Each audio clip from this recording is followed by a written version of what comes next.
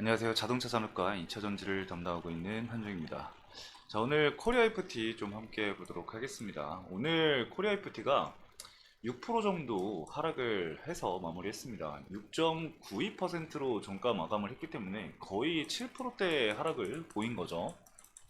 그래서 이 갑작스러운 급락이 나온 이유에 대해서 오늘 한번 살펴보도록 할 거고요. 일단 뭐 이슈적인 부분이라던가 이런 부분들은 특별하게 좀 봐야 되는 부분들은 없다고 생각하는데, 꼭 만들어내야 된다고 한다면은 두 가지 정도로 볼 수 있을 것 같아요. 이거는 제가 잠시 뒤에 기사를 보면서 함께 좀 말씀을 드리도록 할 거고요. 자, 그리고 그래도 잘 팔리는 하이브리드라고 제가 이렇게 적어놨는데, 결과적으로는 사실 판매가 계속해서 진행이 되는 거기 때문에 중요한 거는 앞으로의 이 분기별 실적이 사실 중요해질 수밖에 없습니다. 그리고 하이브리드 관련해서 판매량은 계속해서 늘어날 것으로 예상이 되고 있는 상황이고, 수출 관련해서도 지속적으로 이 하이브리드 판매량이 늘어나고 있는 상황이죠. 그래서 이거 관련해서도 간단하게 좀 체크를 해보는 시간 가져볼 겁니다. 그리고 이제 기술적인 부분들, 뭐 지지 구간이라던가 저항 구간이라던가, 그리고 오늘 급락이 나온 이유 중에 하나야 이제 수급적인 부분도 있는데, 해당 수급적인 부분들도 한번 말씀을 드리도록 하겠습니다. 그래서 제가 오늘 말씀드리는 복합적인 부분들 여러분들 참고하셔서 대응하시는데 도움이 되시길 바라면서 코리아 FT 시작하도록 하겠습니다. 자, 먼저 이제 리스크적인 부분을 좀 찾아보면은, 일단 현대차 쪽 이 신형 산타페 뭐 리콜 이야기가 현재 나오고 있는 상황이죠. 그래서 현대차 등 현재 26만 대 리콜이 있다고 하는데, 이게 뭐 다 하이브리드는 아닐 겁니다. 근데 이제 하이브리드 관련해서 이제 리콜 관련 이슈가 있다 보니까 그에 대한 단기적인 영향이 미쳤을 가능성도 배제할 수는 없습니다. 근데 이제 제가 생각하기에는 그렇게 큰 악재는 아니라고 생각을 하고요. 그리고 밑에 좀 보시면은 음, 여기 밑에 보시면은 하이브리드 차, 이 세제 감면이 올해 끝난다, 이 부분이 있는데, 이거는 조금 수요적인 부분에 있어서 사람들이 리스크로 생각을 할 수도 있을 것 같긴 해요. 근데 그 금액 자체가 엄청나게 크진 않습니다. 그래서 차를 살 생각이 있으면은 이 정도는 감안하고 살 것 같은데, 사람들의 생각이 다 똑같을 수는 없으니까 이 부분이 수요가 조금 줄어드는데 영향이 미칠 수도 있겠죠. 근데 이제 올해까지는 일단 진행이 되고 있는 상황이고, 현재 밑에 보시면은 한국 자동차 모빌리티 산업 협회에서 정부의 하이브리드 차에 대한 개소세와 그리고 취득세 감면 한도를 2027년까지 현행대로 유지해달라는 의견서를 현재 제출을 한 상황입니다. 그래서 만약에 이 부분들이 통과가 된다고 한다면은 뭐 이게 단기적으로 뭐 리스크로 들어갔다? 그러면은 그 부분이 좀 해소가 되는 부분이겠죠. 이러한 리스크가 있음에도 불구하고 이 하이브리드 차는 결국에는 판매가 진행이 된다라고 좀 말씀을 드렸는데, 밑에 보시면은 그 수치를 눈으로 확인을 할 수가 있습니다. 지금 밑에 보시면은 2019년에 10만 4,094대에 불과했던 이 하이브리드 차의 국내 판매량은 지난해 39만 898대로 4년 사이에 276%나 성장을 했고요.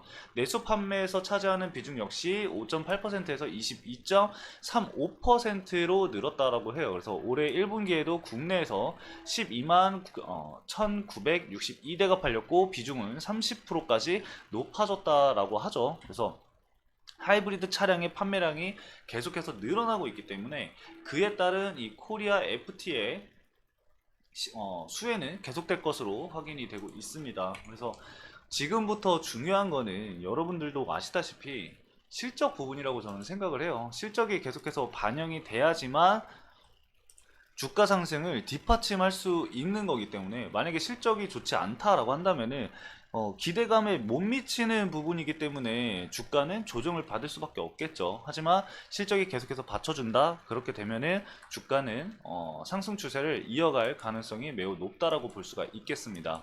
그리고 이제 실적 간단하게 좀 말씀을 드려보면은 지난 2024년 1분기 실적에서 영업이익이 9억 원인가요? 79억 원을 이제 영업이익이 기록을 했는데 이게 컨센서스를 하회를 했죠. 근데 생각을 해보면은 이게 영업 외로 인식이 된 이 금형 영업이익인 15억 원을 반영을 하게 되면은 컨센서스를 상회를 하게 됩니다.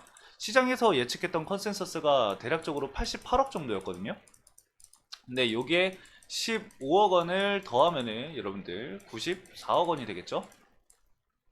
그래서 이 부분이 반영이 되면은 컨센서스가 상회되는 부분이기 때문에 실질적으로는 컨센 하이라고 볼 수 없다라고 볼 수가 있겠습니다. 그리고 이제 1분기에는 그 현대자동차가 이제 라인 공사로 인해서 생산량이 감소했었어요. 그쵸?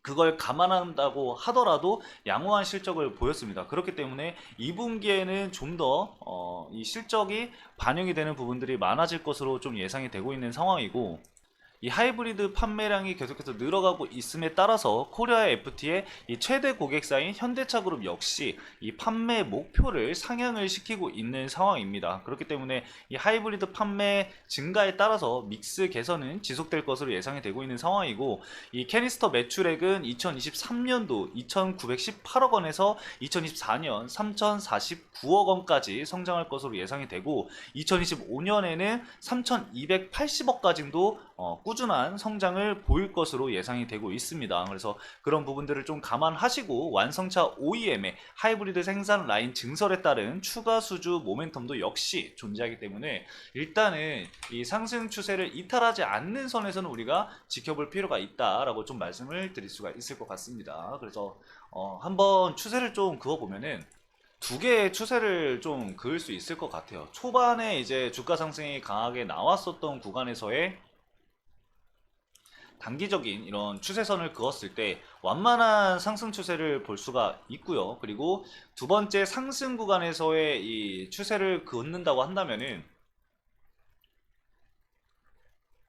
해당 구간을 그어 볼 수가 있겠죠. 그래서 지금 보시면은 일단 첫 번째 추세를 이탈한 이후에 60일선을 지지를 받고 반등이 나온 모습인데, 이후에 이제 지지 구간 역할을 했었던 이 추세선에 저항을 받고 조정을 받은 모습입니다.